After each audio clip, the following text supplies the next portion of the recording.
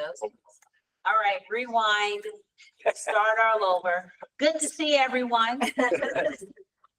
And now I'm going to turn it over to Chris so that you can do the housekeeping and the roll call. Thank you, Madam Chair.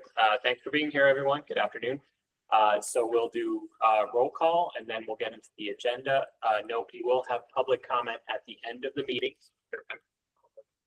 In the room who would like to offer comment, we have a sign-up sheet, and any who are online, if you'd like to get your name in for public comment, please put your name in the chat. And turn to that later in the meeting. So for roll call, why don't we start around the room here at the table in the far corner, and then we'll go around online. Hans Schmidt, I'm here for Secretary Addicts MDA. Fernando Miralles Belém, Opsis. Brian McGalley with Constellation. Kim Pezzi here for Comptroller there. Russ Dickerson, Department of Atmospheric and Oceanic Science, University of Maryland, College Park. Robin Gilden, University of Maryland School of Nursing. I'm Michael Powell. I'm one of the two business representatives on the commission. Know who I am, I hope. Secretary McElwain. Ryan Opsel here for Director Pinsky. Hi, everyone. Rebecca Flora, Secretary of Maryland Department of Planning. Hey folks, David Smedik, one of the two NGO community representatives with an organization called RMI. Jamie Riley, Farm Bureau. Good afternoon, Beth Harbor. I'm one of the two philanthropic representatives with the ABLE Foundation. Good afternoon, Alexis Foxworth here for Chair Fred Hooper. Hello, everyone. Eric Fisher, Critical Area Commission. Good afternoon, everyone. Morgan Ellis, representing Secretary Wiedefeld from the Maryland Department of Transportation. Okay, thank you. And then in the interest of time online, I'll read the commissioners and proxies I see in the online meeting. I see Delegate Dana Stein, welcome. People's Council David Lack, welcome. I see Jennifer Laszlo Brahi, welcome, and Kim Coble. I see Mike Hinson. Are you here on behalf of Secretary Strickland? I am, thank you. Welcome. And Ryland Taylor, I'm here on behalf of Secretary Curtis. Are there any commissioners or proxies I missed online?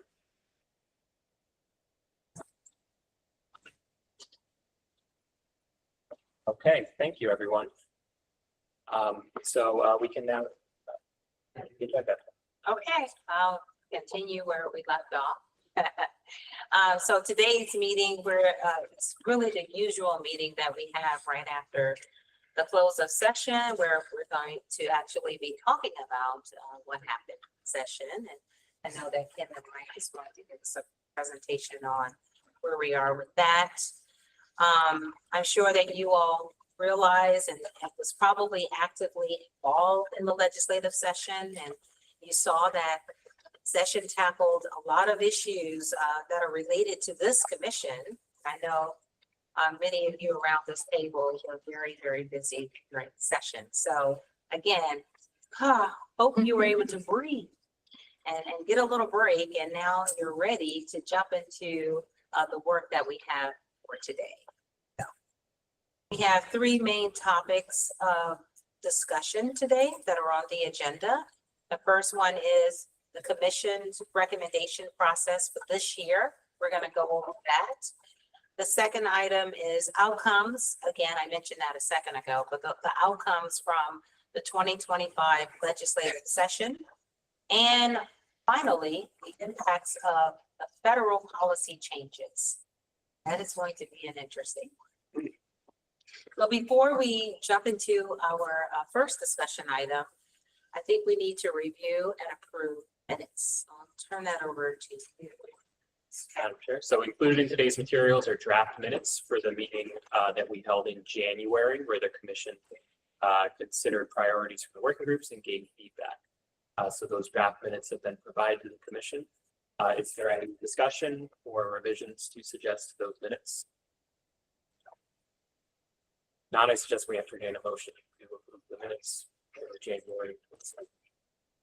Motion. Second. All in favor, please say aye. Aye. Aye. Okay. Thank you all. That concludes review of the minutes. Thank you for approving the minutes. I assume all of you read them. That's a joke. Well, All right, now we're going to get into the first presentation where we're going to go over the procedure for the recommendation process for the commission and the working groups. Last year, as you all know, we had to schedule so many multiple extra meetings so that we could just make it through such a large number of recommendations that came before the commission for consideration. It was a bit much, just, I mean, to say the least. So we have been working with the commission's steering committee and working with chairs, and we're looking to streamline that process this year so that we can focus a little more on the things that are really the most important things that we should be talking about. And also, I want to respect all of your time. That's really the most important. So we have an overview for everyone so that we can all try and get prepared for the process going forward this year.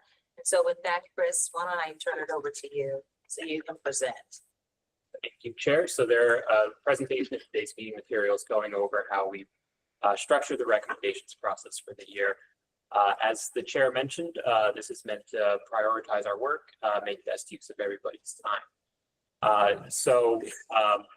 We have been talking a lot with the steering committee about how to change the way the commission considers recommendations. We have a well-established process from the last 10 years, but that process was built back when we only had 4 working groups. Now we have 8. There's a lot more ground to cover, so we need to be much more efficient.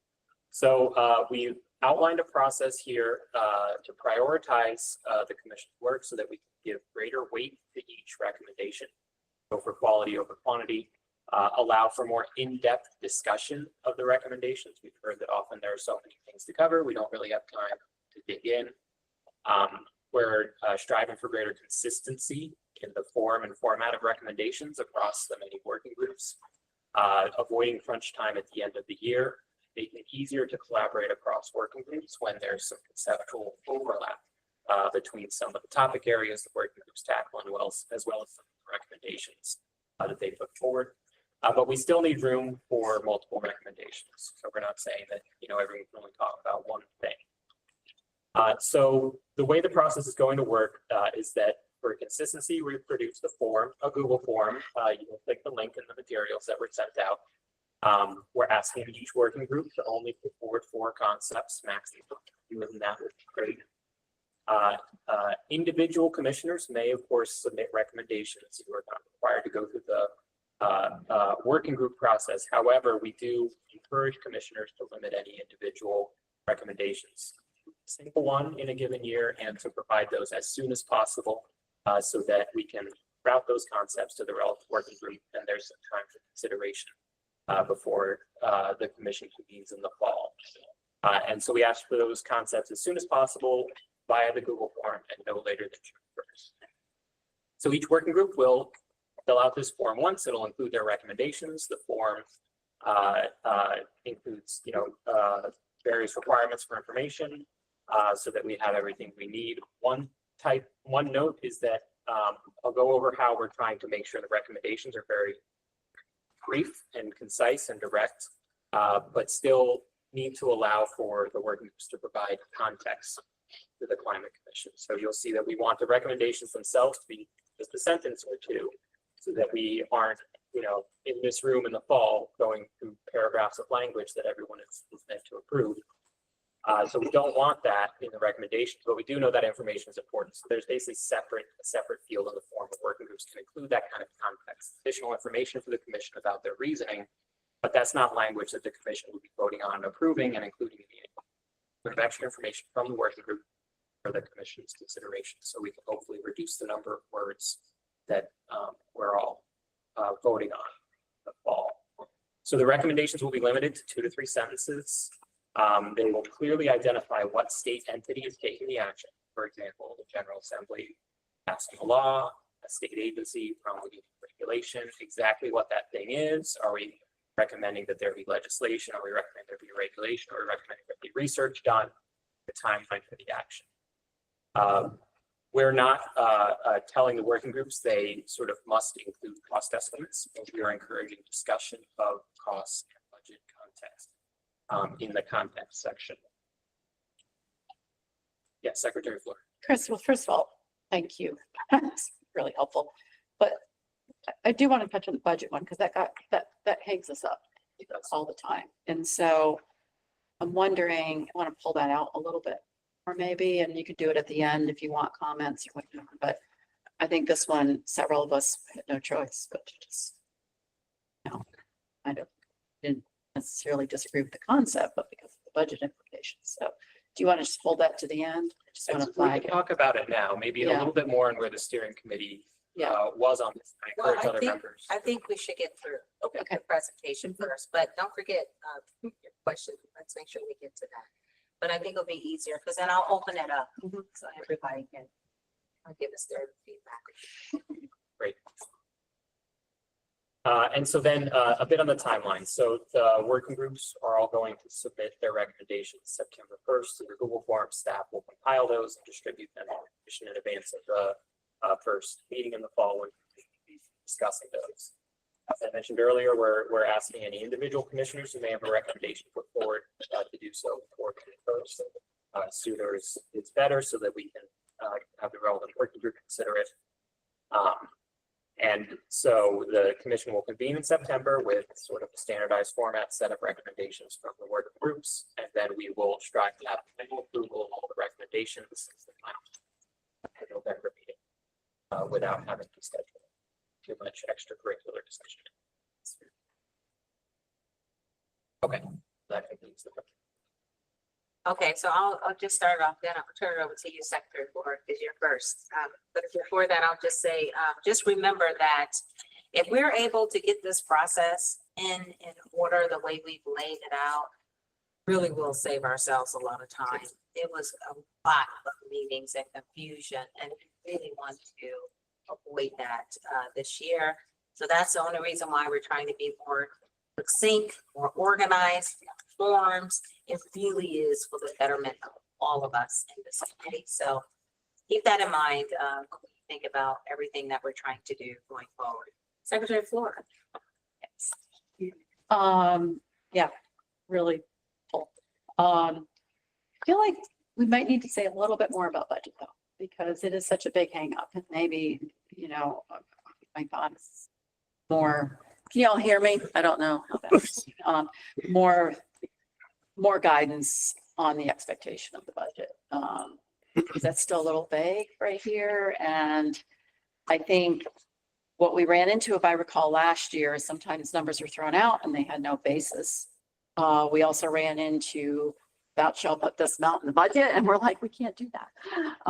And so I think if we sort of look at what those issues were, maybe that came up, maybe there would be a way to provide a little bit more guidance under this bullet, just so we just deal with that on the front end. And I think those are the couple of ones I recall of numbers that had no basis. So when we say encourage discussion, the context, maybe just more of give us your sources, give us some go on, what are the ramifications? Is this being suggested as a budget line item? I mean, I think you get the idea of it. More might be better. Just a comment. Yeah, see, Ken Coble's hand is up. Thanks, Chris. And let me first start out with a thank you to Secretary McElwain for her leadership in getting these recommendations pulled together. It was, she and I had a conversation, I don't even know, last fall when we were in the process that something has to change. So I really appreciate the work that the Secretary and her staff have done to get us all aligned here. And I think, I think the point about budget and fiscal implications is really well made. Thank you, Secretary Flora, for that. And I agree with you. I do feel strongly, and I think I was one of the ones that brought this issue up, that it can be a deal breaker. And so there's a I do not want us to have well, this is going to cost $1 million, so we shouldn't put this recommendation forward. I don't think that's the function of this commission. I think there should be recognition, or as Secretary Flores is suggesting, maybe references to it. But I think our job is to put forward policy recommendations with insight on budget implications, but not to have that as a decision-making point. And I could amplify on that if need be, but That is what ended up happening, if you recall, the last time. And it wasn't standard, it wasn't consistent. I noticed some of the recommendations, we would just beat it up on budget, up, dead on arrival. And then some of them were interesting. We're like, let's hear more. And so Well- I think it just, go ahead, Kim. so I'm sorry, I was interrupting you. Go ahead. Oh, Nancy. no, go ahead. No, please. So the thing is that this commission, many of you work in the administration, and that budget implication, you can't put forward any ideas that cost money, but there's others of us that aren't. We're advocates, or we're special interest, or we're whoever. And so we interpret that budget question differently. And I think all voices have to be heard on this, I think all voices have to be heard on it. I agree. So any discussion on that in terms of the budget piece? I'd love to hear your opinion, because we would like to finalize these recommendations. Yes. Yeah, so I haven't seen the scope or the terms of reference of the commission in a while. But it would probably worth looking if going the extra mile towards the budget is in there, because it seems to me, precisely because the different nature of our occupations, that any economic analysis is going to be all over the place, because, different levels of expertise, different scopes, different purposes of our organizations, right? So we need to define whether that's in our scope, and if it is, to what level we need to carry the analysis, because it's probably fair to have some consistency across economic analysis done on any recommendation. So. Yeah, I would just say, I mean, my view is that the budget should never be a veto to a recommendation, but I do encourage the work groups to consider it as a factor whether to make a recommendation. It seems to me that in deciding what full recommendation you're going to come through, there's a cost benefit analysis. And so one of the things I read that language as saying is you stop to think about the budget. You stop to think about the implications, and is there another alternative out there we'd rather recommend because it has less budget impact but's got equal benefit, or maybe there's not. So I agree with Kim that I don't think the fact that it costs $1 million means you can't recommend it, but I think you should have considered whether it's worth that $1 million to try to recommend.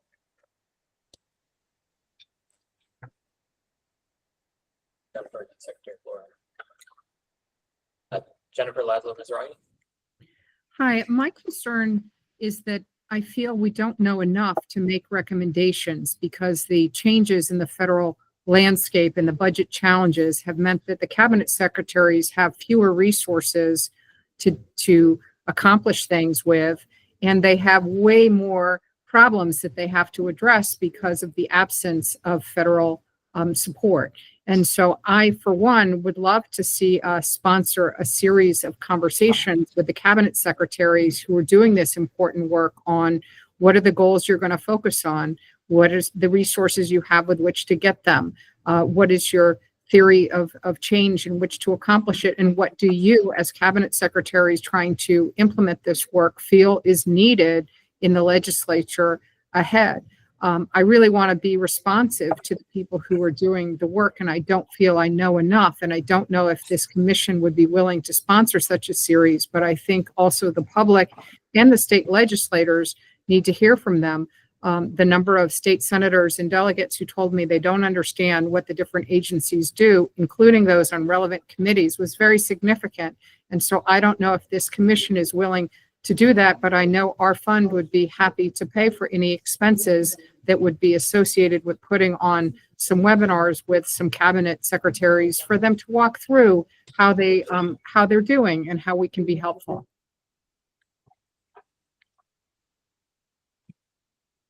Thank you. And then Secretary Flores.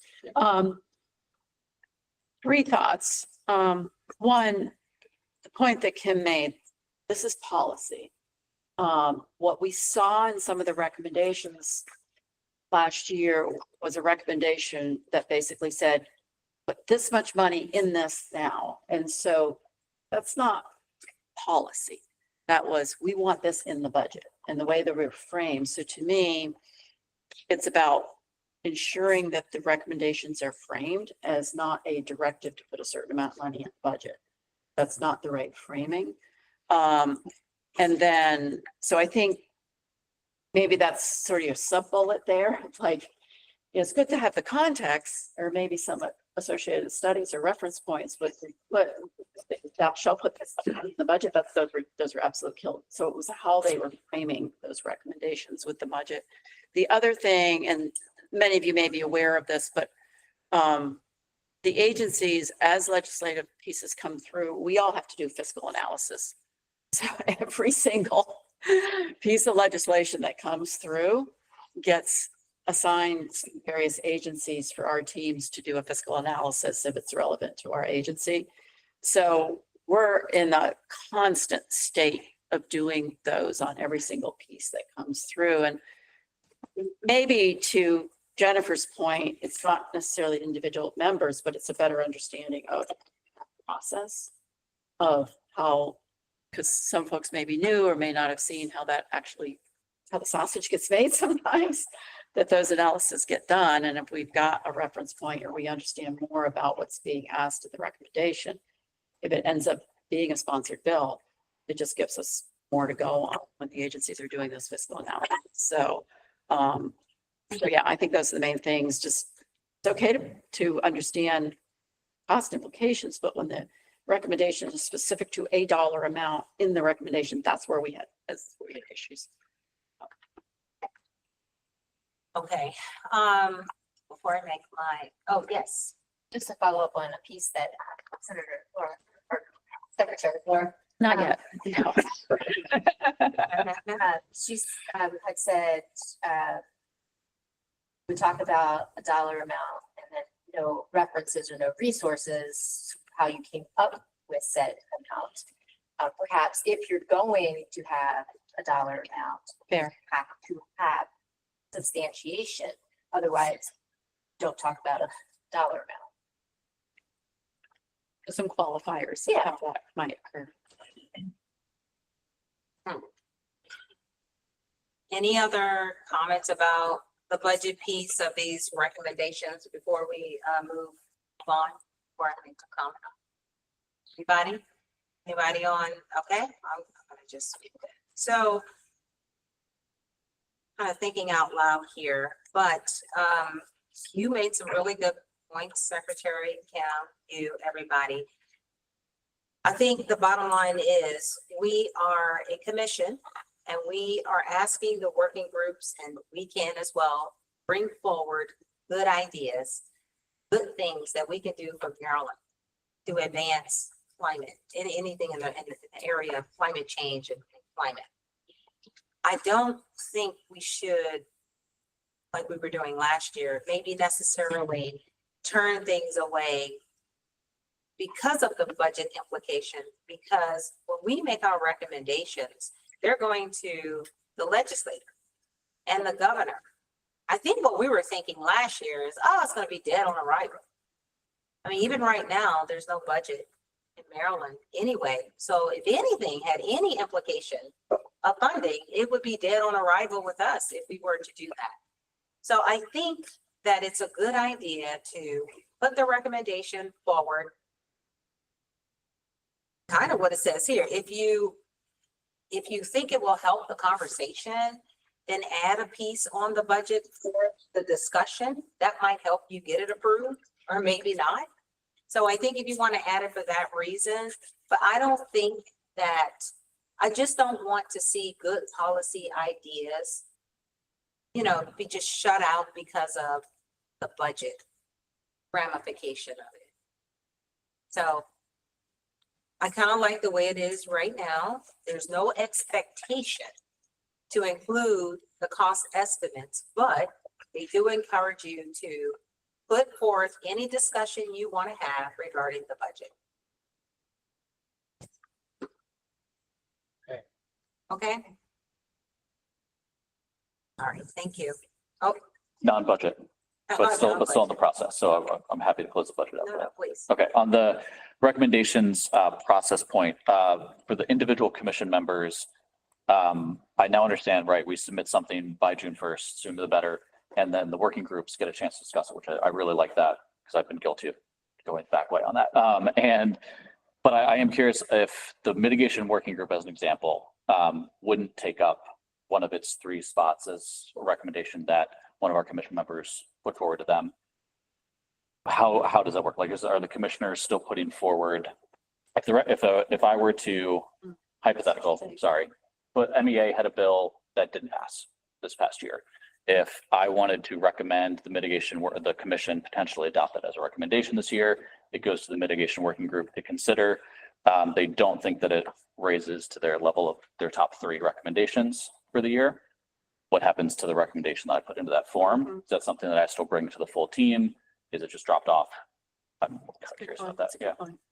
I think you would pick one, right? Either bring it in yourself, because I think what you were saying is the members have autonomy to Mhm. bring forward ideas. Okay, so we still could, if the working group does not actually take it on, we could bring it back for the September meeting or whatever that was. Okay. Yeah, Good. that's right. I think it's the earlier timeline is meant to give the working groups a chance to discuss it and inform it. Rather than, yeah, you don't need to come knocking on a working group to ask for a piece of their recommendation budget. I think that would be. I would suggest though that if, that like what you bring it in, but, it may well be that the working group says we considered it, decided we would list it, right? So that would be a reason for you to try to convince the working group to put it in the list. Oh, cool. Yeah, okay. But I don't think that the working group should be able to be there. Makes sense. Thank you for that. Anything else on these recommendations before we move on to the outcomes from the legislative session? Speak now. All right, let's move on. Okay, we're going to turn our attention now to discussing the outcomes of the legislative session. Just a reminder, this commission, we do this every April. So it's always very interesting and lively. So we're really looking forward to the presentation again this year. So I'm going to turn it over to you, Madam Co-Chair Kim, and you too. Kim, do you want to start off? Do you want me to start off? No, go ahead, Mike. Thanks. I'll say that this was, I think, a very difficult session. The issues that dominated this session were first the budget, secondly, energy costs and rates, and third, what is happening in DC. And I think those 3 issues absorbed, in my opinion, a lot of the oxygen in the room. So a lot of the issues which might have been considered in a different circumstances, it simply wasn't room for it, right? We've talked about the budget implications. We talked about the, all of us are aware of the great issues going on with energy rates and the concerns about that. And obviously, none of us are blind to what's happening. So I do think that in the context of this, keep in mind that as a backdrop. Kim, did you want to say something before we go to the next slide on intro? No, except I couldn't agree more. It was, I've done this for a long time, and it was really one of the most difficult sessions we've been through. And I think Mike's captured the reasons why quite well. So go ahead. Okay, we'll go to the next slide. We're going to talk about is, first of all, what what items were progress or non-progress on the climate pollution reduction plan. And then review at least those items that we have identified as significant climate legislation that passed. Just give you a preview. Go to the, you can skip to the next slide after that. I can start, Kim, on each of these if you want, and then you chime in. The new funding source, that was a significant recommendation of the commission. There was $100 million taken from Strategic Energy Investment Fund. It's a fund managed by the Maryland Energy Administration. It's basically the money collected from the renewable portfolio system. $100 million of that was put into the budget for climate issues. Put that in perspective, there was $200 million taken out for rate relief legislators. So it was a significant sum of money. I'm not underselling that, but that was the primary progress. None of the bills that actually raised revenue passed. We'll be talking later about a study bill on what was the Renew Act did pass. But other than that 100 million, there were no specific climate related funds that were raised. Kim, you want to comment there before I go on the next bullet? Yeah, and I also would, Delegate Stein, Kim. can you hear me now? Before anybody asks, I have nothing to do with muting her. Kim, we can hear you virtually, so it must be the room. I'll go ahead and give you a chance at the end of this. Bummer. You can maybe write something in the chat. Movement was trying to modify the renewable portfolio standard. There was progress on there in terms of what the commission's recommendation was. Waste incineration was removed as a renewable energy resource. There's a significant impact of that because that means that the RPS requirements are going to have to be met without the waste incineration and therefore more renewable sources of other. What was not modified was the governor's proposal to add nuclear power to the RPS standard as a clean energy standard rather than a renewable portfolio standard. That was not picked up in. Kim, are you back on sound or should I keep going? Okay. Can you hear me? Why don't we go to the next slide then? Oh, man. Actions that did not proceed. And these are items that were considered by the change. There's still no state requirements for electric vehicle charging and new and existing family buildings. If there was a bill in, it didn't really go anywhere. Last year, there was a bill in by the chairman of one of the key committees that didn't go anywhere. So there was no progress on this issue. Secondly, there was a proposal to the commission had recommended to modify the state's EV purchasing incentives. Currently, it's a rebate on the and a limited rebate that runs out within a couple of months every year on the purchase of an electric vehicle. The proposal was to make it a point of sale credit and the money that did not even get out of the committee. Okay. Oh, 1 second. So I have a problem with the audio. Oh. Do we have the IT people here? Calling right now. Okay. Sounds Does like we may have everybody- lost Yeah. the speaker on our end. But I'm hearing come back. Would it make sense? Yeah. Mark, could you leave the meeting and come back, please? Yeah. See if that fixes it. That's gonna Everybody's gonna have to resign. dump everyone. Take her potty break in a second.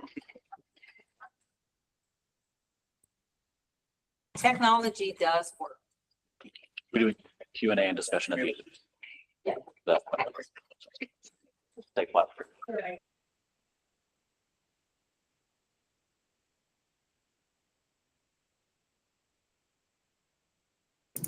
guess they didn't want to hear from you, Kim. I know.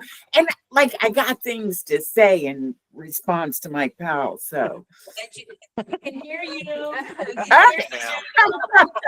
Be careful. Kim, you wanna correct me for any of these slides? No. Not correct. I'm sorry, because I wanted to go. Well, Gonna go back. okay, go, can you go back a few slides? And the one, yeah, there you go. Thank you, Mike. I started to say this, and Delegate Stein might have some input, but on the coal transport fee, this is the second year in a row that he has put a bill, Delegate Stein's put a bill in response to this commission's recommendations.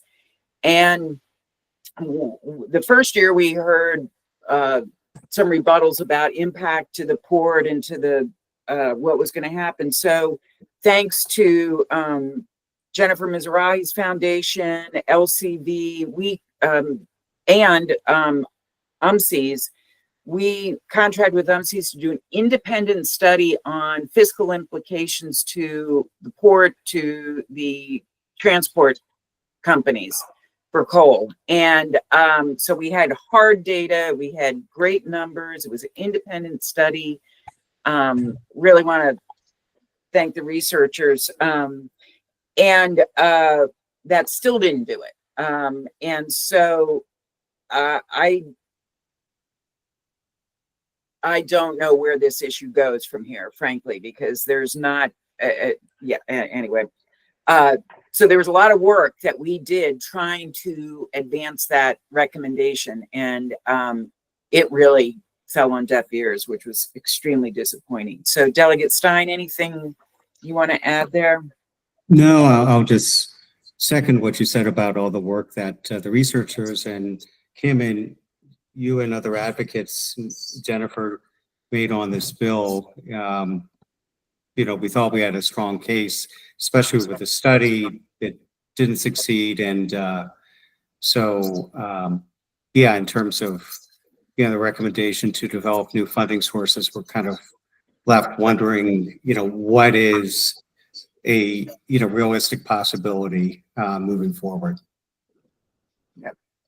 Yeah, I would echo that. I mean, my read of this is, particularly this year when there was a tax increase, there really was not any appetite for any additional costs.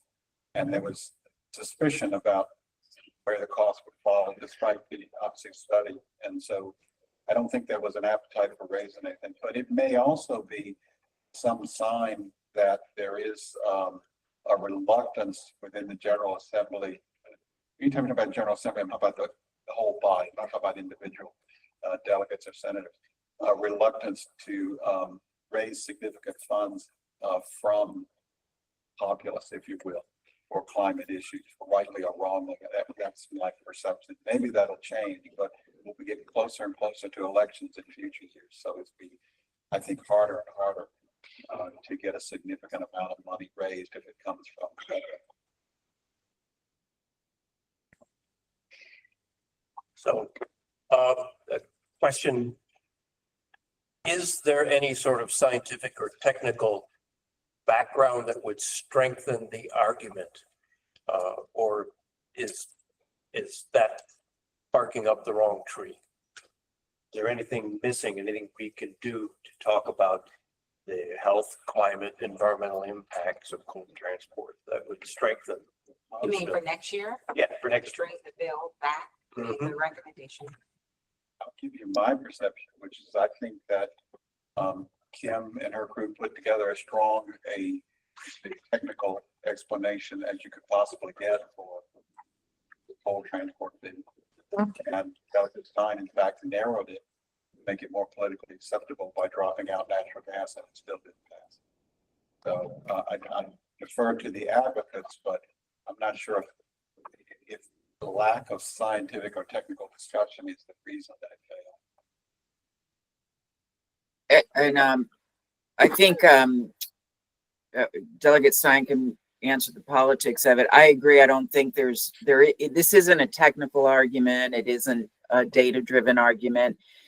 Frankly, it's my sense of where the problem is the Maryland Port Authority being very concerned. And we had a long meeting with the director of the Port Authority over it. And they don't have any data. They don't have any numbers. They don't have anything except the fear it could influence their tonnage. And that fear alone is insurmountable, I think. So speaking quite bluntly, but Delegate Stein? Yeah, no, I agree with what you said, Kim. I mean, even though we had a study which showed that it was, the cost of the coal transport fee was much less than the cost to go to the Port of Virginia, there was still enough sort of residual concern about what ifs that, were enough to defeat the bill. So, yeah, I mean, and I think in coming up with the bill, as Mike said, initially we had an approach that would have assessed a fee on gas, that we found out we really couldn't do that. So we just focused on coal, which obviously, in addition to having negative environmental effects, has negative public health effects. But again, sort of the remaining residual concern about, well, could there be an impact on the port was enough. So the only thing I can think of is perhaps a lower fee, maybe. Obviously it generates less money, but if there's some sweet spot where reducing the fee significantly mitigates the port's concern, maybe that could be a revised approach. Okay, thank you very much. I mean, the scientific and technical working group, like anybody else, has limited resources. We have to pick our battles. I think we can make a strong technical case, but if that's not going to help, we'll work somewhere else. Okay. We'll go on to the next. Yep. Yeah, let's go ahead and go forward. Go on the slide after this one. Following along that. This is a list of some of the legislative actions that did not pass. There was no passage of a bill allocating funding for education and outreach. Again, I've made references to the budget situation. The second one, I'm not sure why that one didn't pass. It surprised me. The legislature did not pass a declaration to have a climate education week. There was no passage of a proposal to expand the electric vehicle infrastructure programs, which were one of the recommendations of the commission. No recommendation, contrary to the commission recommendations, to establish permanent funding for the Maryland Clean Energy Center, and not any recommendation to even study cap and invest, much less implement it. So those were all negatives. Nothing got even out of committee on any of these issues. Kim, any comments before I go on? Okay, next slide. Here's one that did pass. Remember that originally there was the Renew Act, which is sometimes referred to as a Climate Superfund Act. It's really raising funds from those who have emitted greenhouse gases in the past. The bill was recast as a study based upon recommendations of the commission and matched the recommendation of the commission, and it did pass in that fashion. It calls for a group led by the comptroller to, including the Maryland Energy Administration and Department of the Environment, if my memory serves right, to study what the cost to Maryland of greenhouse gas emissions are, and perhaps critically, whether the enactment of the Renew Act would pass on some of those costs to taxpayers or not. So that study will be conducted and then may lead to a future Renew Act. My own personal view is that probably the second part of that study will be determinative. I think the legislature, as we get closer to an election, are going to be even more reluctant to pass a bill that has a significant impact on ratepayers. I would add, just from a standpoint of timing of this one, just so people understand, the Renew Act would be based upon a law that have similar laws that are in New York and Vermont. Both of those laws are tied up in litigation. Trump did one of the most recent executive orders out of that blizzard, directed Department of Justice to challenge any law like this that was passed by any state. So even if the legislature does choose to enact it next year, I would expect there to be significant litigation, including Department of Justice on the other side. And then I'll come back to you, Kim, at the end of this slide, if that's okay. There were no legislative action on the transition from air conditioning to heat pumps. That was one of the mitigation working group recommendations. There was no action taken on a proposal to add electrification as an allowed use of the RGGI fund. One that did pass, and I'm going to come back to this, there was a lot of activity on the energy side where progress on accelerating solar deployment. The legislature passed a bill that made it easier to deploy utility solar. Primarily, it was expediting some permitting process, limiting the number of challenges or obstacles that could be placed in front of solar deployment by so there could be a significant acceleration of solar deployment. This action. The Green Act, which is basically grants and loans for nonprofits to deploy renewable energy, did not pass. I don't believe it even the other house. I'm not even sure it's got out of it. Kim, anything to add? I just want to highlight the solar deployment. This is actually a really big deal in that it has taken us years and years and years to even have enough agreement in the community. And when I'm saying the community, the solar industry, along with the counties and some advocacy groups to agreement around how to do this and where to do it. So I think this is great. And we were lucky that it came through because the bill died in concept about halfway through and then came back to life. So miracles happen. I'm convinced that it's the fact that you, me, and Director Pinsky actually agreed on something that led to it. But in any case, that was a Painful as it may have been. What's that? Painful as it may have been. Okay, let's go to the next part two. This is what actually passed, whether it was in our recommendations or not. I'm going through these rather quickly because we're falling behind. We had a bill that established certain planning principles, including issues about reliability, sustainability in local comprehensive plans. It's not so much a mandate as including those principles in the process. There was a provision passed to require an updating of guidance on efficient outdoor lighting, which would reduce electric consumption and therefore reduce greenhouse gas emissions. Still using a lot of fossil fuels for electric generation, but not much in state, a lot in what we're in out of state. There was an update on the FDE fees, in particular with the Clean Air Act, which instead of some, I think it's $2 million going into the general fund, is now retained in the special funds for use by the Department of the Environment. There was a requirement for a study to be done on the economic and environmental impacts of data centers. It doesn't make any conclusions about whether we should or shouldn't have data centers, but it is a study to review what those impacts would be. There was a bill passed that encouraged additional funding for sidewalks and bicycles as an alternative to other transportation.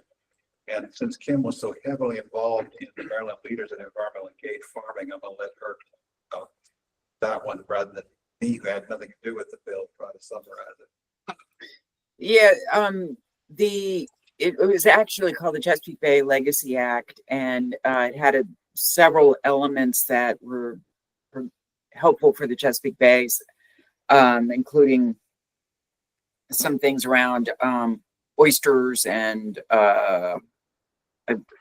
Ryland can probably go through the details. This program actually came out of the Department of Agriculture, and it's a program that is voluntarily based, but allows farmers to be rewarded to have supplemental support for conservation practices that are great. So nothing required of them, but definitely moves in the right direction for those that want to do regenerative farming. Yeah, so. Similar to a LEED program for buildings. Very similar. Okay, the next slide. Again, items that passed. We've got one bullet here for basically energy generation growth. That was a major issue of a package of 3 leadership bills and other bills, which then had pieces taken out of it and put into the leadership bill. It's a major focus of the legislature this year. I think the primary focus was on increasing supply as a belief that would assist with rates, because obviously energy rates are a major issue. This is one where there were different opinions. I think my summation is that the legislature wanted all kinds of supply of any kind and wanted more of it in the state. So there were provisions that we've already referred to that talk about increasing speed and amount of solar deployed. There were provisions talking about increasing the speed and ease of deploying batteries supply. There was also provisions for expediting dispatchable power, which is really natural gas. And then there was provisions encouraging a procurement for nuclear. So it was sort of all of the above and to be deployed here, but clearly significant parts of it were low carbon sources. Part of that package of bills was the second bullet, which established a strategic energy planning office to think longer term about the energy needs of the state. That grew out of this concern that we're importing 40% of our electricity and that we have a supply demand imbalance. Whether you agree with it or not, that's the reason for it. I've made a reference already to reducing the barriers to solar deployment. I agree. I think that's one of the most significant impacts of the legislation this year, because at some point we need to find some way to get the solar deployed much more quickly and at much greater amounts. Already made a reference to earlier the recommendation to study the Renew Act. There will be a study done on that. I have to wait to see what occurs with it. There was a bill on the alterations to the building energy performance standard. The bill that ultimately passed does exempt certain buildings from the existing building energy performance standards. Perhaps most significantly, the hospitals are no longer required to comply. There were some other structures and provisions that are exempted. It also provides that Montgomery County will be able to use their own county system rather than follow the state system. I'm not going to try to summarize the budget. We've already referenced that there was $100 million put aside for climate issues, which frankly, in the budget crisis that the state was dealing with, I think is very significant. That is, it's a lot of money, period, but particularly in a state that was operating in a deficit. And then lastly, one that I know Kim may want to talk a little bit more on. It's the only bill of significance dealing with the transmission lines passed, and that was wildland area. Kim? Yeah, giving color commentary, the first bullet refers to the Next Generation Energy Act, which it started as one of the most horrendous bills I've ever seen in my entire career. I don't know who wrote that original one, but wowza. But anyway, fortunately, there were amendments made and additions, and it was really changed quite a bit. really decent energy provisions were being brought over from other bills. So, you know, the waste to energy provision, the battery storage procurement came in, which was great. The stride, and I know David Lapp's on the call here, but that was significant. So there were some really nice improvements that were done to it. It still expedites the deployment of dispatchable energy, including gas.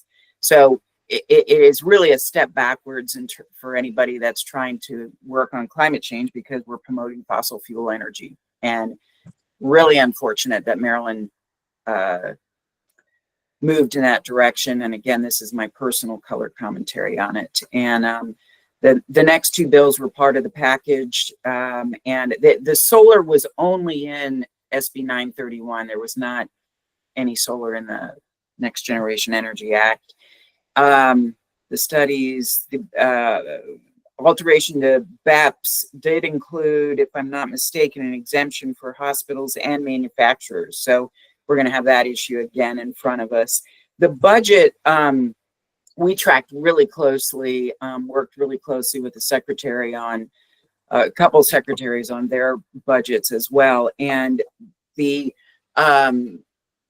environmental programs in the state for the four big agencies make up about 1.1% of the state budget, and yet we were asked to absorb somewhere between 30 and 40% of cuts. And a lot of that had to do with the big chunk of money in SEAF. It takes a while for that money to come in and get out, and so in the meantime, the money sits there. So that was a very tempting pot of money that was taken. Fortunately, there was some removed out of program open space, I believe, for 4 years. I think it ended up at 25 million a year for 4 years.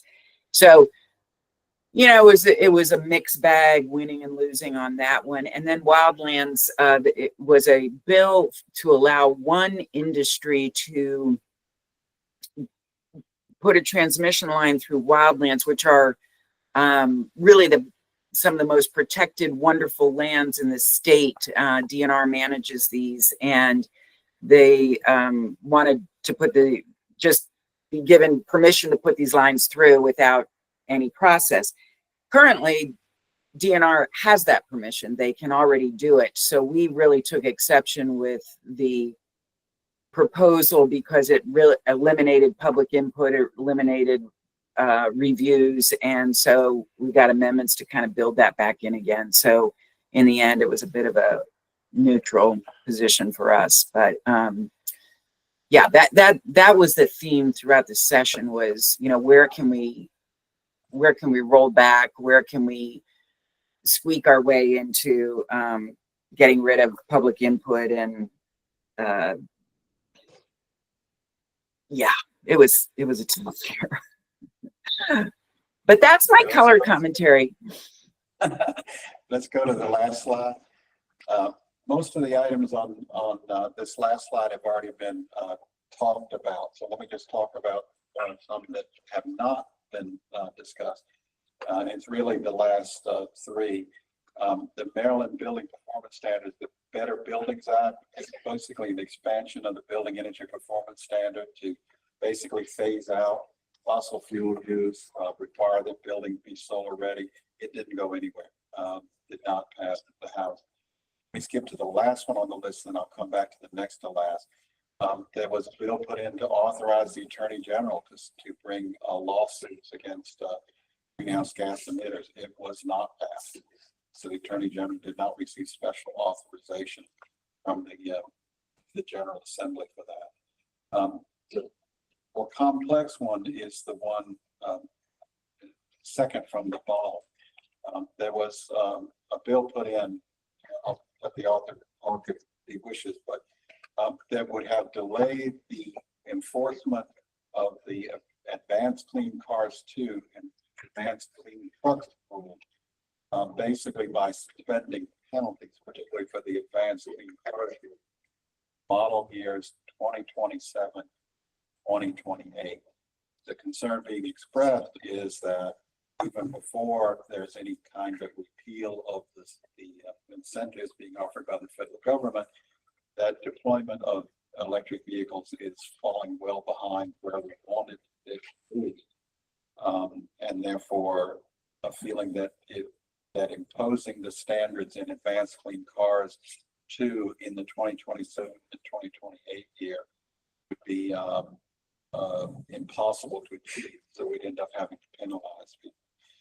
In the end, the governor issued an executive order, which is very close to what was in the bill.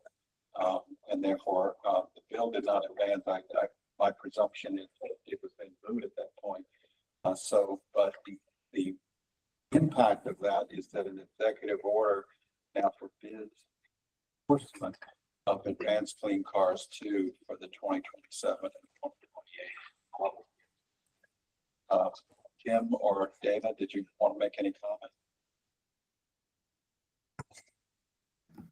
comment? I'll just add that, yeah, you got it right, Mike, that when the governor issued his executive order, the bill, which I was the sponsor of, House Bill 1556, was on track to move, but legislature decided, since the EO had been issued, there was no point in the bill moving forward.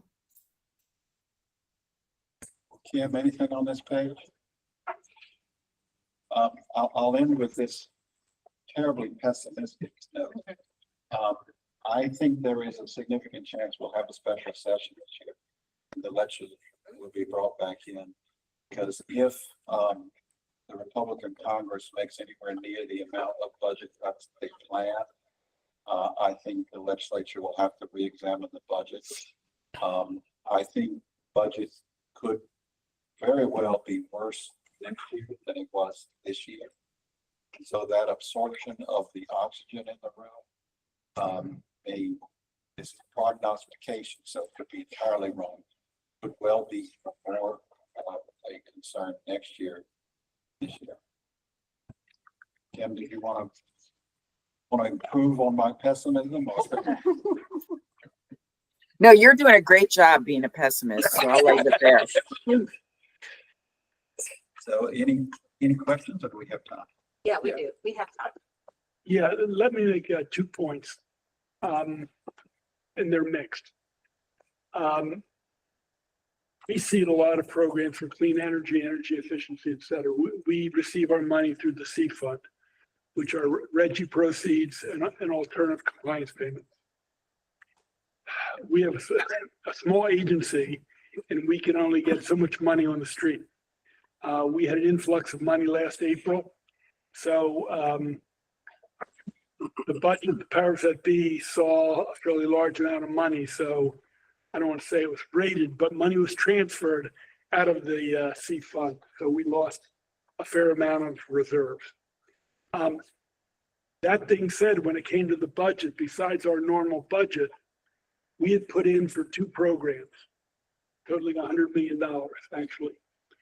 $50 million going to MDOT for a program we've talked with them about for about 8 months of doing parking lot solar arrays at EMVs around the state, park and rides, metro stations, all falling in the census tracts that are required for ACP payment. So that money went directly to MDOT, and that was approved. And there was a second $50 million to go to counties and local governments for solar arrays on public works buildings, on libraries, on schools, on county buildings. And we were able to have some language changes to allow that to be covered. So it's $100 million that we think will be fairly significant and will be done across the whole state. It won't simply be in the Baltimore-Washington corridor, which we think is important to educate folks that we're doing things, the state of Maryland is doing things from Dorchester to Hagerstown and Garrett County. So we're pretty excited about the $100 million. It didn't go easily. The second thing I wanted to mention is during the session, the former head of the PSC, who now works for the PJM, Pennsylvania, Jersey, Maryland RTO that handles moving energy from 13 states and the District of Columbia was working the legislature hard, frequently saying the sky is falling, and implicitly, in my opinion, pushing for the gas plant in the leadership bill.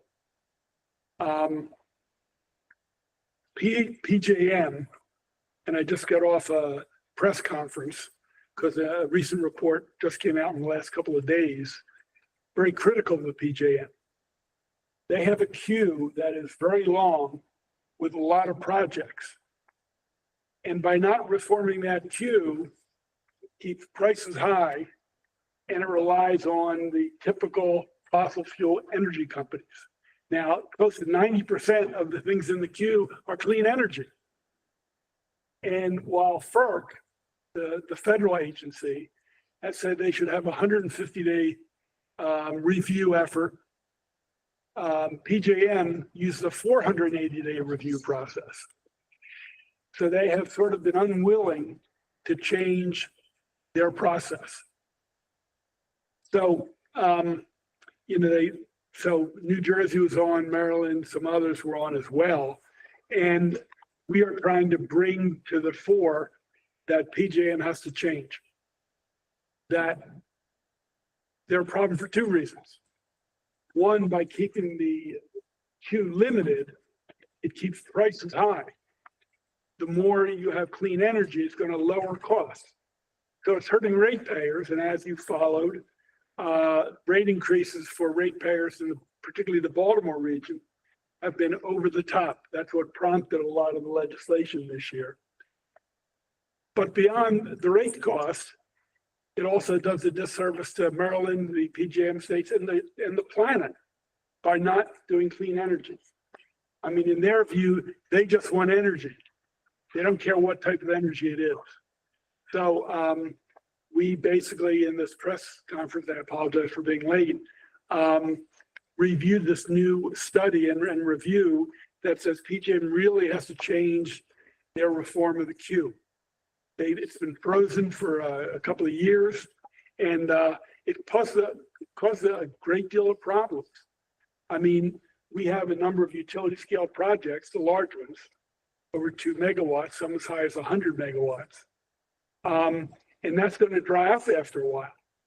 And others that want to build in Maryland, if they aren't allowed in the queue, it's going to cause problems. And it's going to cause a reliance on more fossil fuels. So, it was a problem during session. I think they overstepped their boundaries. There's going to be more press about the issue of PJM. As you know, the governor of Pennsylvania made some threats about 4 or 5 months ago, and PJM responded. I was asked a question, so what's next? Are you going to pull out? We aren't at that point. We are looking at what our next steps are, but there are murmurs among other states that PJM is not doing what needs to be done, and has implications, obviously, for the Climate Solutions Plan that MDE and the Secretary develops. That's exactly right. Wow. Really good points. And, okay, really good points. Really, what I wanted to just open it up now. Thank you. I wanted to open it up and see if anyone else have any comments about really this entire presentation of the bills that passed, the ones that did, the ones that moved. What's the theme that you see, and how does that play into the recommendations that we need to think about going forward this year? I think we can give ourselves 10 minutes to just talk about what does this mean? Is there a theme here? I know you brought up one about the federal implications of all the things that the administration is doing, which Nate, thank goodness you're going to talk about that. And it just seems like you said, the appetite, just is so many crises, it seems, that are going on at one time. And it does look like we didn't make a lot of progress on some of these things. But again, I think it's time for us to just think about all of this, the theme of this stuff the strategy that we need to think about going forward as we think about what recommendations that we might want to push forward or not. So open it up, any conversation. Someone had, a couple people have their hands raised. David Labs. All right, David. Hi, thanks. I just wanted to pile a little bit on top of what Director Pinsky just said about PJM. We were pretty frustrated with what we were hearing from PJM. And we, a couple, additional points. One is that, the former chair described our situation in Maryland as dire several times. That was a word that was frequently used. And that we don't think that's accurate at all. We're very involved at PJM and analyzing the situation for ratepayers. And, we have the capacity market, which, jumped in price last summer from, a total of 2.2 million to 14.7 million. But most of that was, or a lot of that, I should say, was the result of problematic market rules where, customers were paying to keep Brandon Shores and Wagner coal plants around. The Brandon Shores is coal, Wagner is oil, around, and paying for them for reliability purposes, while the capacity market is for reliability, and they were excluded from that market. And that caused an increase of the estimates range. We did a study that showed as much as $5 billion of that increase was due to the exclusion of those.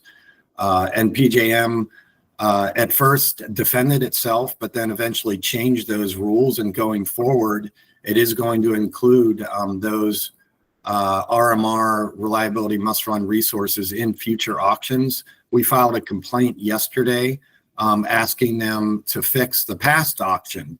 And if we would be successful in that complaint, which really just asked for FERC to require PJM to do what it is doing going forward, to apply that same to the past auction. And that would reduce the bill impacts for like BGE customers, from about $16 a month to $5.50 a month for the average customer. And we think that just makes sense. But one of the things that was said is that we have a lot of plants to retire in Maryland.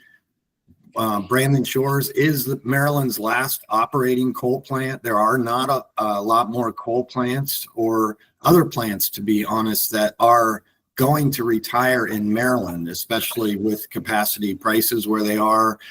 He also said that Maryland is a place where transmission lines come to die, which he acknowledged in a podcast later was hyperbole. So there's, and a lot of the growth that PJM pointed to, data center growth, is not occurring in Maryland. Most of that data center growth overwhelmingly is in Ohio, Virginia, Illinois, and Pennsylvania.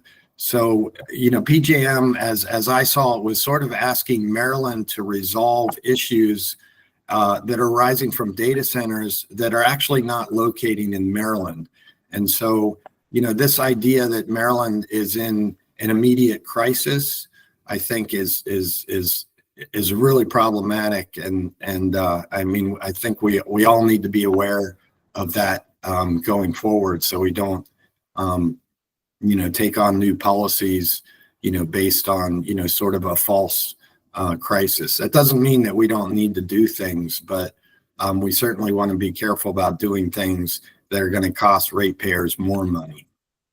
So thanks for indulging me. No, that was good. Thank you. Thank you so much. Jennifer is next. Okay. I agree with everything that Director Pinsky and David Lapp said. I want to add to those challenges, the misinformation that somehow data centers is going to bring a lot of jobs to Maryland, which is complete misinformation and very challenging. But I do want to go back yet again to this issue that we're going to have so little money that we need to do more to create partnerships. So anytime we can do public education, anytime that we can create an opportunity for nonprofits, for businesses, for outside investment, it's super helpful. My understanding is that that perhaps Kurtz's agency has the ability to accept nonprofit money. I don't know if that's the case or not, but I think that having 501c3 partnerships, for example, to do some climate work and also using some of the people from the governor's service initiative to do some of the work as a labor force green project and to partner with nonprofits on this could be very helpful. Again, I'm just very concerned that the budget is going to be worse. I think that Mike's pessimism is more optimistic than I am. I think we're down to a very serious problem and we should really be looking for other people's money to help drive this forward. So we go to Dr. Gilden and David Smitek. Just to follow up on something that Jennifer said, I definitely think it's time to focus on education and outreach because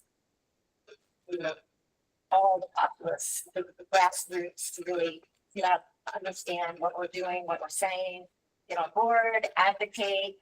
That's what we're doing at the federal level. Very good point. Thank you for that.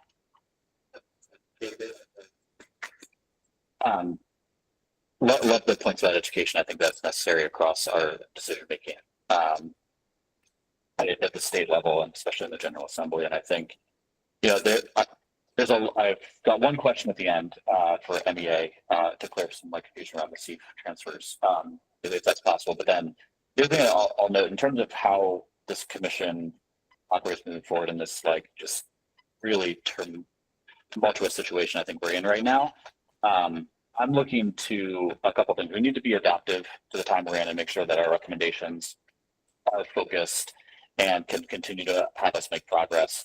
And I also think something that I'm really feeling looking back at this list where a lot of it, to be honest, is a little nerve-wracking. The things that did happen in this session, some of the highlights for me in particular are reminding me to continue for this commission to recommend what we know is right and what we know needs to happen for the state. And I'll give a particular shout out to the NGOs and the advocates that have been pushing for the removal of waste to energy from a tier 1 resource in the RPS. They've been asking for that for over a decade. This commission has over the last couple of years, adopted into our recommendations, and it did finally happen.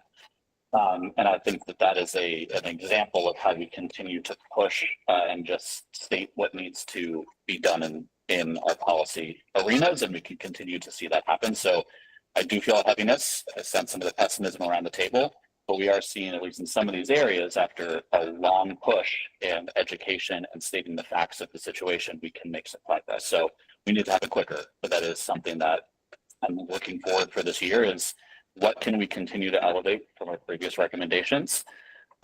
Because we know that it's right and we know that it needs to happen. And we've been stating that for 5, 10, however long we've been working on this stuff, and we can make some breakthroughs. And that's really kind of what's driving me forward through this meeting in particular right now. The question that I have that may be helpful, the CEIF transfers, let's see what else on your team here. The money that was transferred specifically for the bill credits, is that all from the solar ACP fund? I'm trying to understand where that will not be spent now. And I think it's through the solar ACP funds, that would be the low income solar programs that would receive a little bit less funding. Can you someone help me understand the CEIF transfers that happen this year? Thanks, Dave. Again, we get money from Reggie and we get it Nixon because the ACP money has to be spent on set. Yeah. I mean, that's the project that really comes from, that's what's got to go out. And I lose track whether it's the Bertha or a freestanding bill. There was I don't want to say the last minute because the last 2 weeks there was discussion because of the increasing rates on rate payments. So a political decision, not a scientific decision, was made to allow the governor to move up to $200 million in rate relief in consumers' bills to be done twice a year in winter and summer. Again, I'm a recovering legislator, so I understand the mix of policy and politics. In our view, putting that money to seed in solar projects address the long-term issue towards clean energy. While my heart understands the need to lower bills for ratepayers, it doesn't do anything to invest in future clean energy. Obviously, the legislature made that decision. That's $200 million less than we'll have in future years. So and beyond that, I'm not sure that I said before. That's all I would add. I think it actually is counter. I think subsidizing energy use inevitably causes greater. It was across the board, correct? The bill payments, it's not only for low income support, it's for. No, thank you. And that was raised on the phone vice chairman, that it shouldn't be all consumers and ratepayers. It ought to be income assessed. You know, I mean, should the upper middle class and top 1% benefit from this when they can afford it? You know, I mean, we are making change. We have made changes since Governor Moore was elected and I was brought on to change our program. You know, in a program where for people putting solar in their roofs, they were getting $1,000. Now, this is a $24,000 project. They were going to build it anyway, you know, and we're trying to shift that to low-income people, the multi-family units. So we're trying to, as the government says, leave no one behind. So that kind of attitude of being class and income blind is a mistake. For that, we have 3 minutes left. Topic, Kim. Hi, thanks, everyone. So the Comptroller's Office is going to be releasing a report next week on the costs of climate change, where we're assessing the cost of inaction, the cost of benefit analysis of our actions, and the cost of action. It will cost us money to be resilient, more resilient state. The cost of inaction is far greater. And it's only going to take another Helene or another one of these atmospheric rivers that just hit the Midwest to hit Maryland to empty out our funds. So the cost of action is really crucial.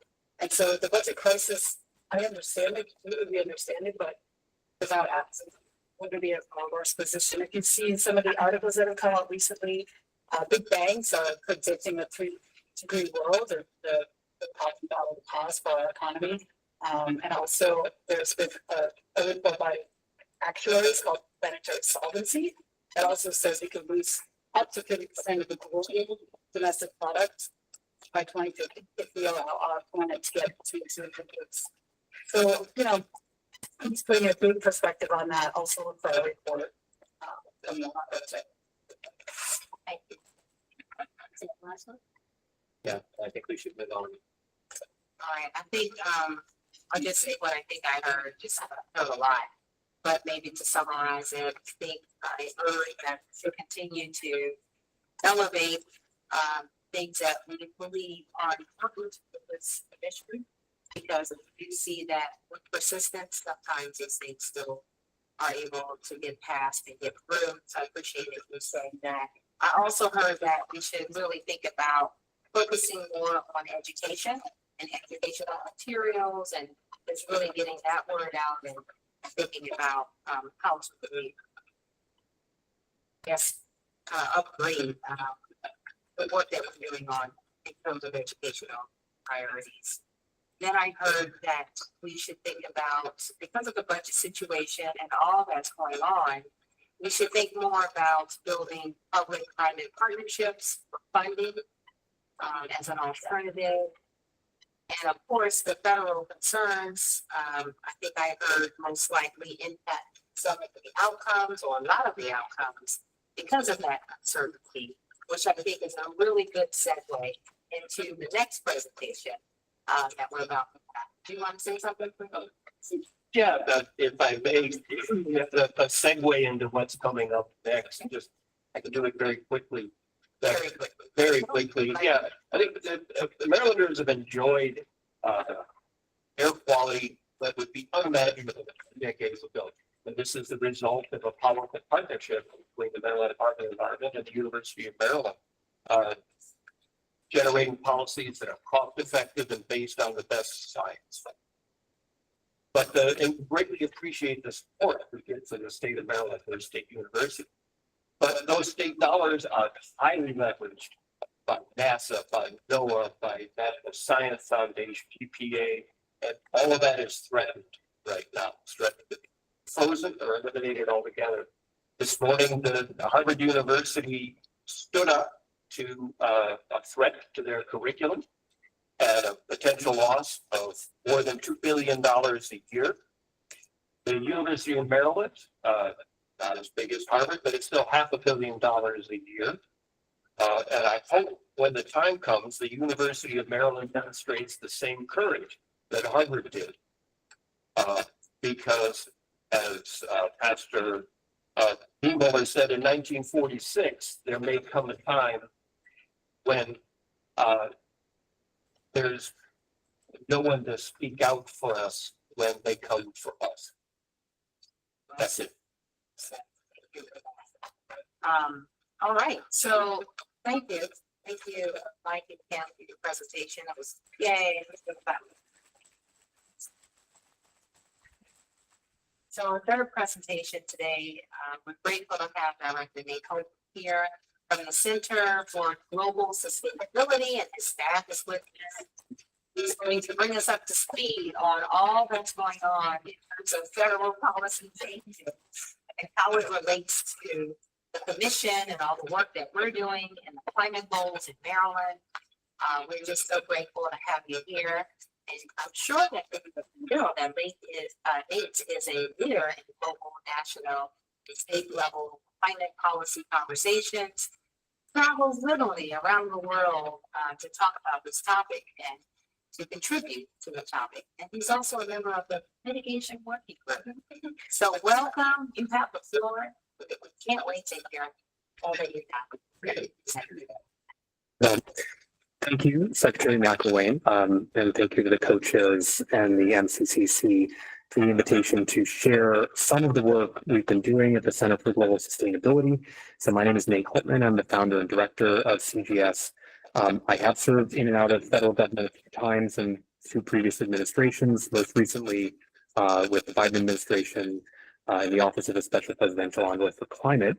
CGS, just as a short background, is a research center at the University of Maryland. It's in College Park, now supporting roughly 75 people and working to support our state, other state and subnational governments in this country, and even national governments around the world to understand the possibilities for enhanced climate action and the benefits that they deliver. In that context, we are here to tell you a little bit about the work that we're doing to understand the possible range of outcomes that we're facing now in the United States. I'm sorry to say I don't know the absolute answer. We will try to do our best to manage some of the uncertainties and convey a little bit of the sense of alternate pathways that we see before us, but recognizing, as all of you just very eloquently were wrestling with in the previous conversation, the very rapidly changing contexts both in this state and in our national context, which really affect a lot of this, the sort of operating space that we work in as a community for near-term action in particular. I do want to kind of note a couple of things though, before we launch in.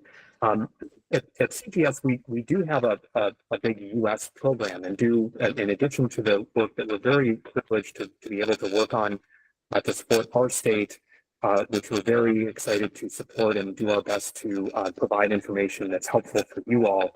We also work across the country with coalitions like America's LN, for which we serve as the analytical lead, and of course partnering with U.S. Climate Alliance and other stakeholder groups. There are, despite the, frankly, I don't want to silver lining talk anything here, but despite the kind of large amount of negative activities that we're seeing happening across the country, led primarily from the federal side, there are still some positive stories that are happening. I wanted to share a few in light of the conversation earlier, and then we'll pivot to the team to talk a little bit more about the research work that we've done on the U.S. pathways.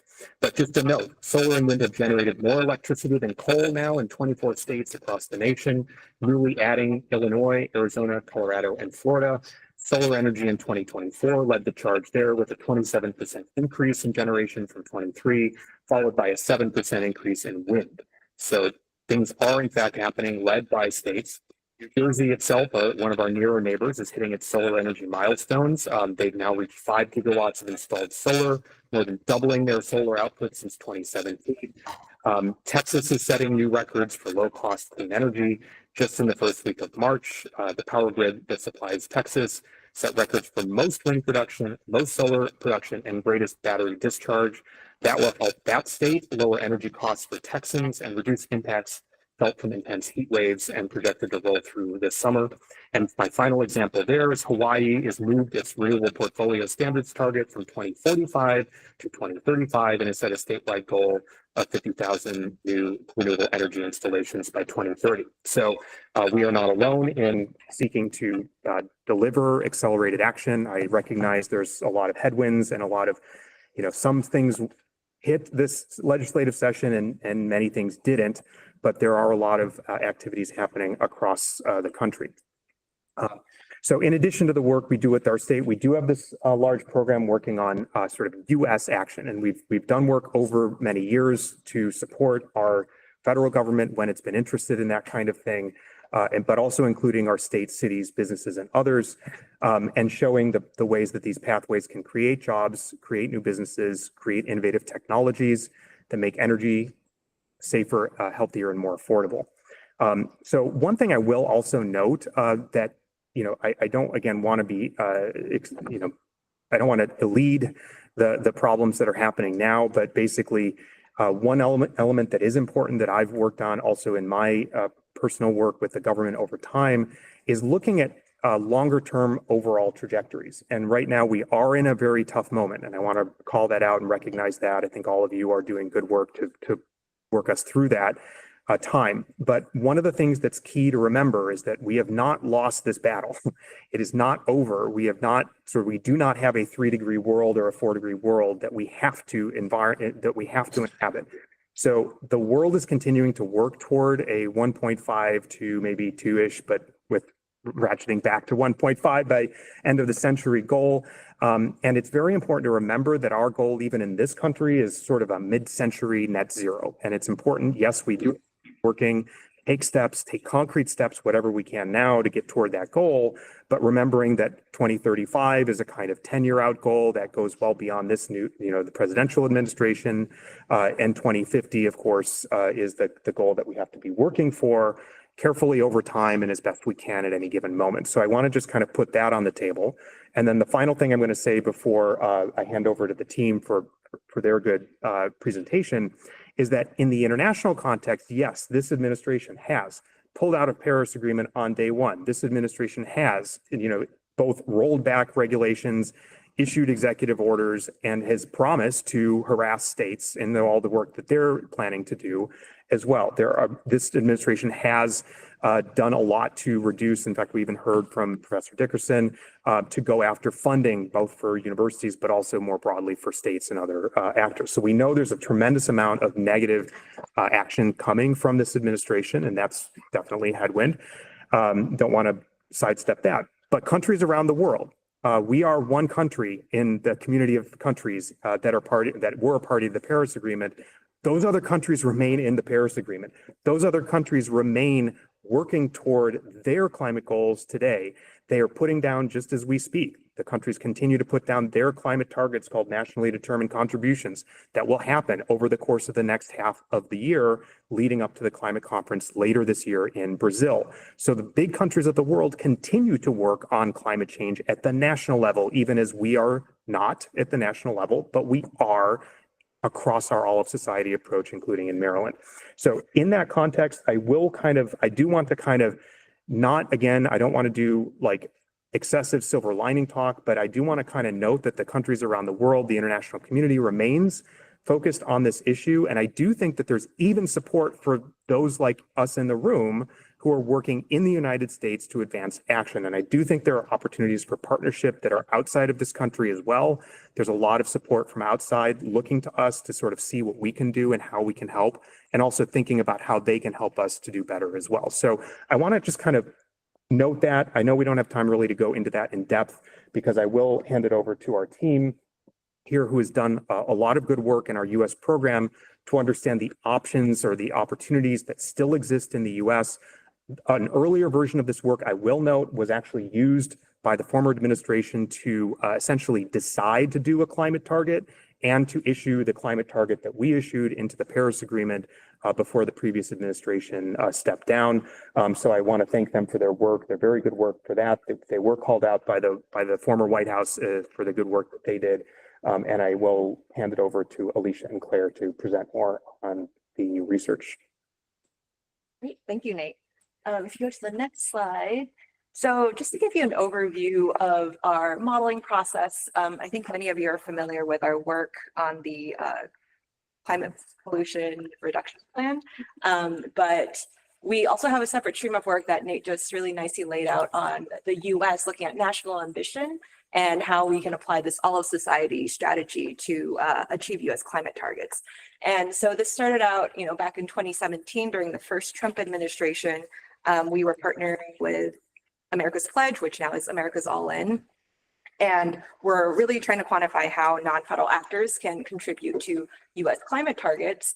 And as you can see here, over the years, this work has really evolved, and we've developed this methodology where we can try to understand how the US can reduce greenhouse gas emissions reductions across the economy-wide sectors with help from non-federal actors.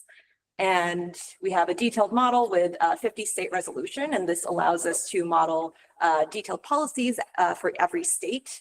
And all of our assumptions and methods are also documented in peer-reviewed publications and reports. So what we'll highlight today is last year we released a report in September looking at what a high ambition 2035 US nationally determined contribution could look like. And we got to a 65% emissions reduction by 2035 with enhanced actions across non-federal actors and federal actors. And then a few months later, after the general election, we released a follow-on analysis that looks at how non-federal actors can still lead and help the US achieve ambitious climate targets, even with uncertainty in federal action. So we'll be focusing on this second analysis in this presentation. So this is the main chart from the second analysis. There's historical emissions in gray, and then you can see two dashed lines, one in blue and one in green.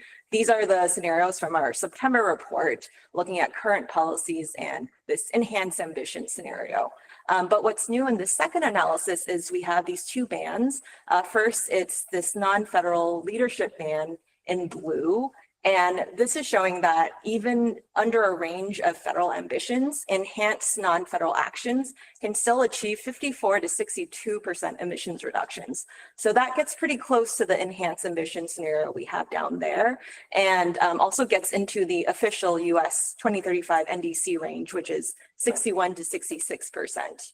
And you can compare that to the orange band of federal rollbacks, which only achieves 33 to 43% reductions by 2035. And this is assuming federal rollbacks and that non-federal actors are just going with their existing actions. So some pretty significant difference depending on what non-federal actors do. Next slide. I'm sorry, can I just clarify? Sure. On this chart, you're saying with the blue, the non-federal leadership is if the states were to keep going with climate action, it could basically supersede what the federal rollbacks would do, which would take us backwards 33. Right. So yeah, they can counteract, right. They can counteract some of the actions. This is assuming enhanced non-federal action. So doing even more than we're doing now. Versus doing even more. Yes. And the orange is assuming states continue with their current actions and there are federal rollbacks. Oh, Clarification, federal rollback. There are a few things in doubt. Rebates for these, for example, $7,500. Tax credits for utility scale solar. Are they included or excluded? I mean, how did you make your? You have a slide, right? Yes, our next slide will address that question. Yeah. So next. Good, slide, that's the please. right question. Yes. So this is laying out how we're modeling federal ambition and then, in the non-federal leadership scenario, what we're assuming for non-federal actions. So at the time we did this analysis, that was December of last year, there was a lot of uncertainty around what was going to happen. So instead of trying to guess exactly what the federal government was going to do, we instead provide a range of scenarios for federal ambition. So at the low ambition end of the range, we assume that all existing climate regulations and legislation, so including IRA, BIL, the EPA regulations on fossil fuel power plants and vehicle tailpipe emissions, those all go away after 2035. And then you can see we have variations on that, increasing in ambition. And at the high range of the ambition, we assume that existing policies are maintained, just no new policies. And then the new administration steps in after 2028 and re-engages. And so these are all paired with enhanced non-federal policies, which I will then get into in the next slide. Next slide, please.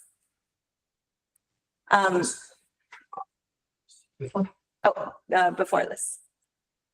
Yes, this slide. So There's a delay. the one with the two green tables. Yep, there we go. Yes.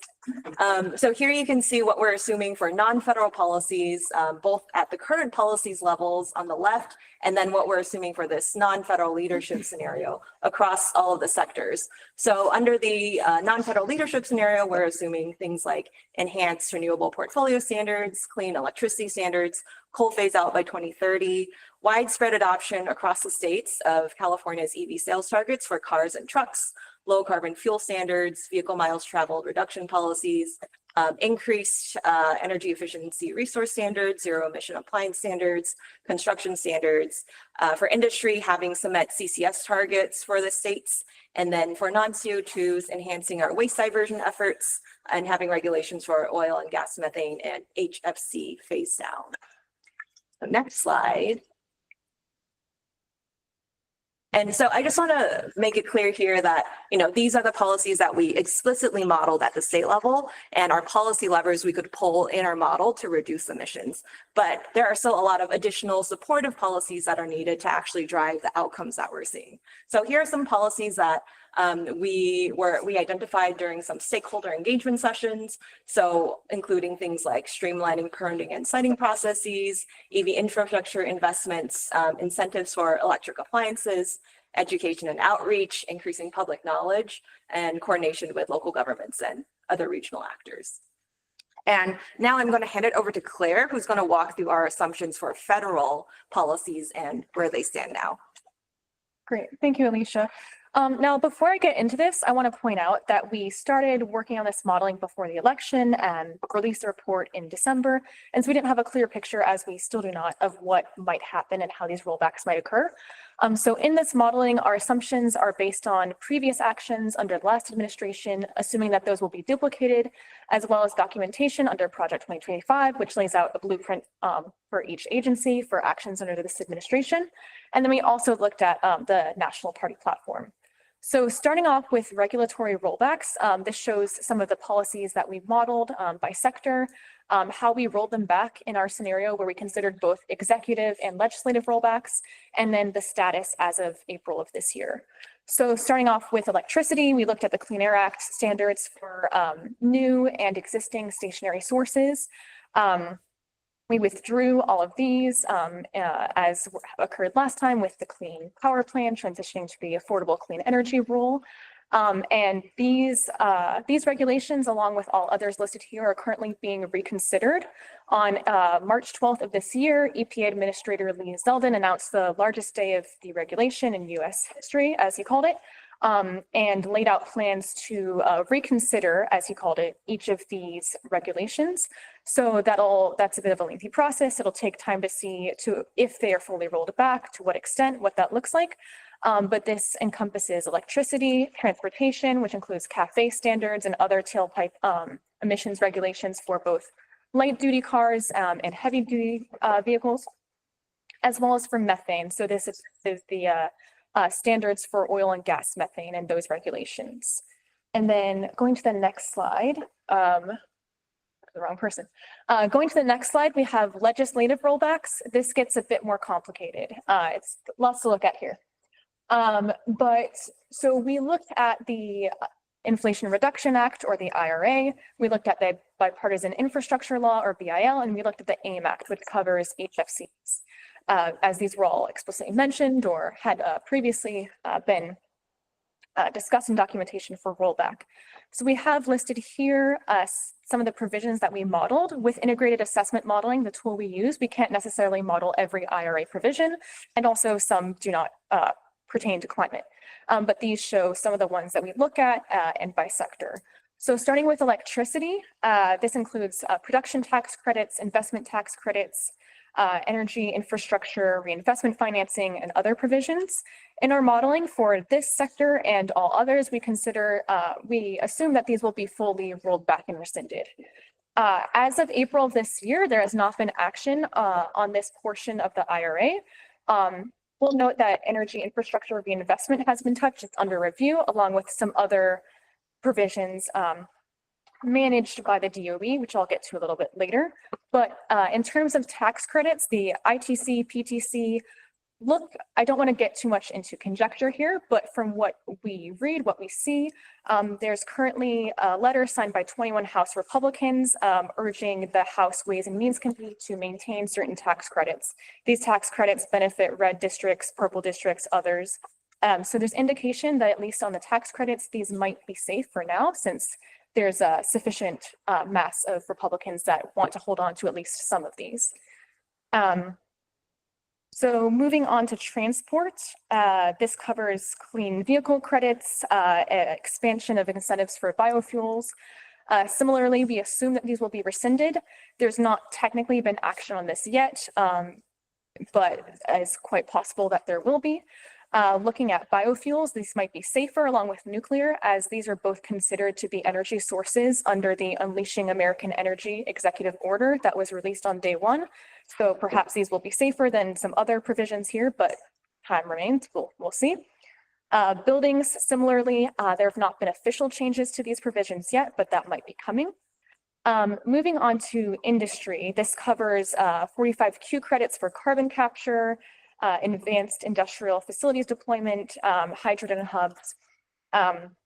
This is money for new innovative projects that address hard to decarbonize sectors. Here it gets a bit more complicated. An internal DOE memo indicates that they plan to review funding for these projects, including for hydrogen, carbon capture, technology development, and industrial demonstration programs that have spent less than 45% of appropriated or rewarded funding. So projects that have begun but have not crossed that threshold yet are under review, and they're being targeted for full cancellation. So that could have some. Sorry to interrupt, but we're running short on time. Yes, absolutely. Yes, I'll go through the rest. Why don't we skip to toward the end? Okay. Yeah. Yes. Just want to note one more thing, which is that NEVI funding has been suspended.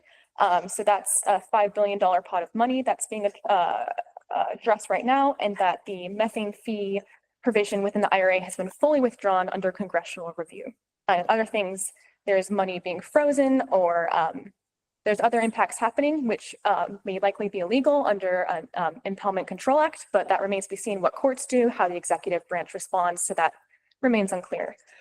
There's some other federal rollbacks that we did not model due to them not being projected or hard to model. So this includes things like onshore and offshore wind permitting and changes happening there, appliance efficiency standards at the federal level, executive orders, and then threats to funding and investment uncertainty under tariffs and other changes.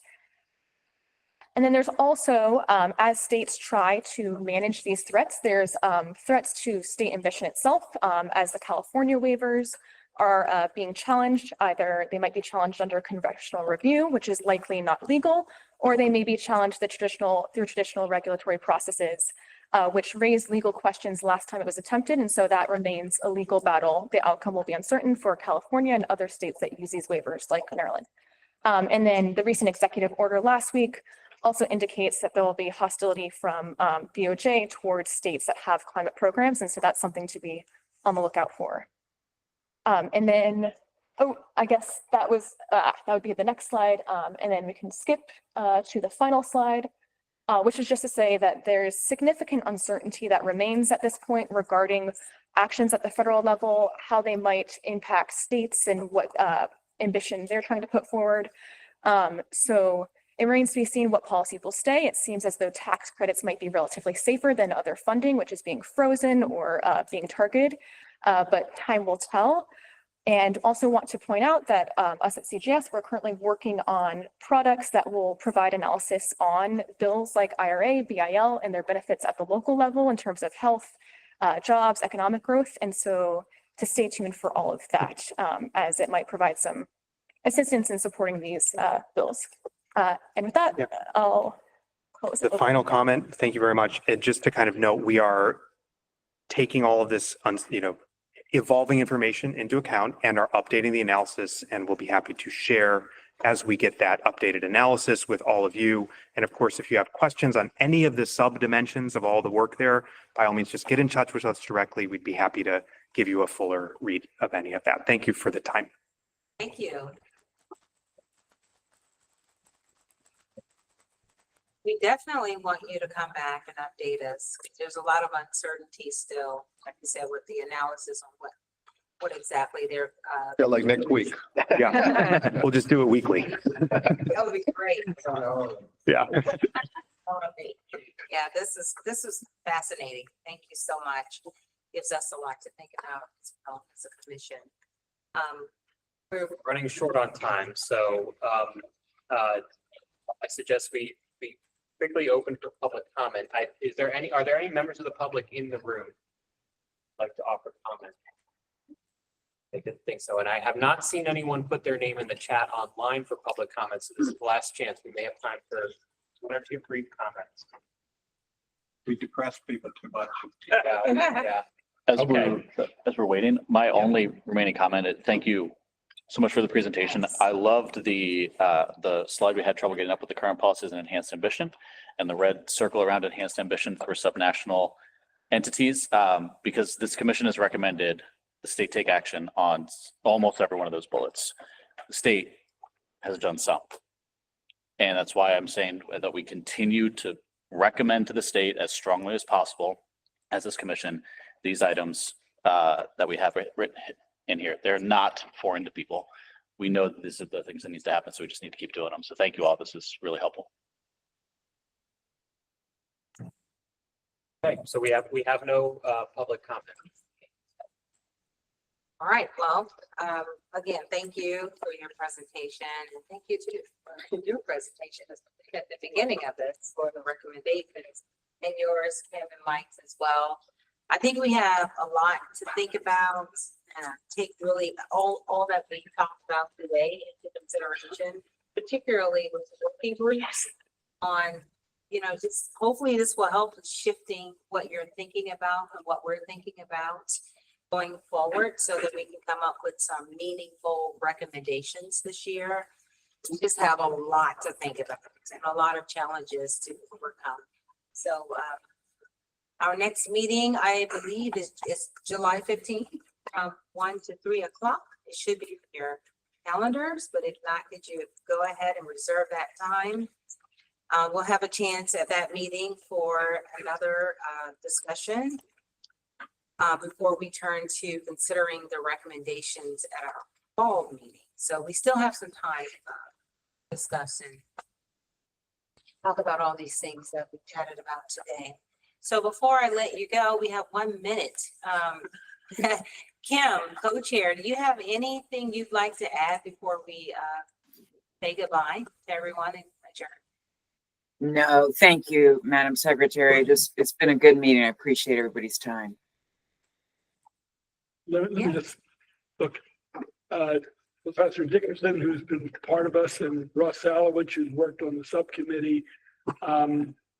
But global sustainability and Nate Holtman have been a real gem in our state.